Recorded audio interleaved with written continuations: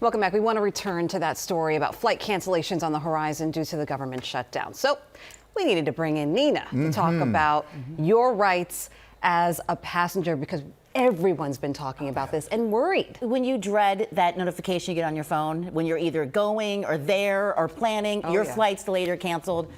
This used to be difficult to get any sort of compensation if your plans were disrupted outside of your control, but the DOT did just update these regulations to make it easier for all of us. And with these cancellations now and the reductions, it is not an expectation, it's going to be a certainty that your flight will be canceled. So under the new DOT rules, you're entitled to automatic refunds for flights that are canceled or delayed more than 3 hours domestically, or more than 6 hours internationally, or your flight has any of the following. Airport changes, which may include, you're going to a different airport, or an increase in the number of stops. Like you're going to go, instead of direct now, you're going to go a connection. So entitlements vary, but most carriers are supposed to do this. They are supposed to rebook you at no cost on the same airline. And they should provide a cash or a meal voucher for a 3-hour wait, but you have to ask for this. You also need to ask if they'll put you up in a hotel and pay for a ride to get there if you're affected overnight. These benefits don't come automatically. In this case, guys, the squeaky wheel gets the grease. So you need to ask. We spoke to Katie Nastro. She's with the website going.com. She said these reductions in airports at 40 plus major airports. She has 3 words when it comes to dealing with the delays and cancellations: brace for impact. Looking at November 7th alone, just in one day, the 3 major airports in New York, you're looking at roughly 165 flights being cut from schedules, and that translates to roughly 25,000 seats being impacted, according to Syrian data. So this has major implications for New Yorkers that are looking to travel in the coming days.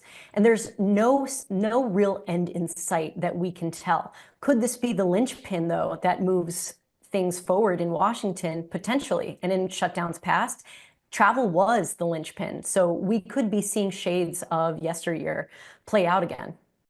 Don't you love Katie? We just call her in the morning and she's like makeup ready to get on Zoom. Amazing. Like 10 minutes ago. But Katie said, really could this, nothing would motivate the politicians more than saying, hey, you're going to not get home for Thanksgiving. You're not going to get out of D.C. If it impacts them personally. If it's going to impact them personally, maybe this will push it. It's like the complete opposite of what you should be in politics for. Like they're still getting paid even when federal Aren't you supposed to be a workers are not public getting paid. servant? So yeah, maybe if we canceled their flights, we won't have our flights canceled. But what's the real world advice for those of us that are going into this? What's the best thing we can do practically? And also if this drags on through Thanksgiving?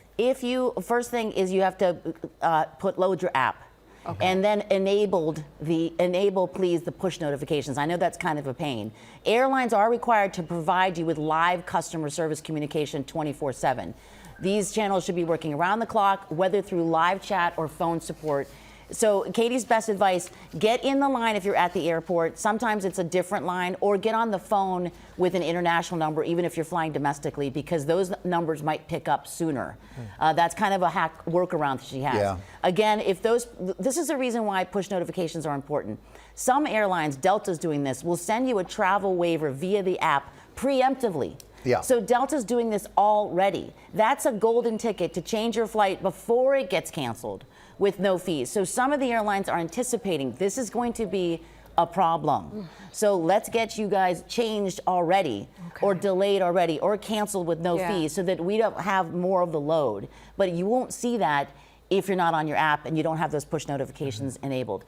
Also, if this is any indicator, guys, in October, Katie was saying, flights were actually up 4%. This is when people knew about the shutdown.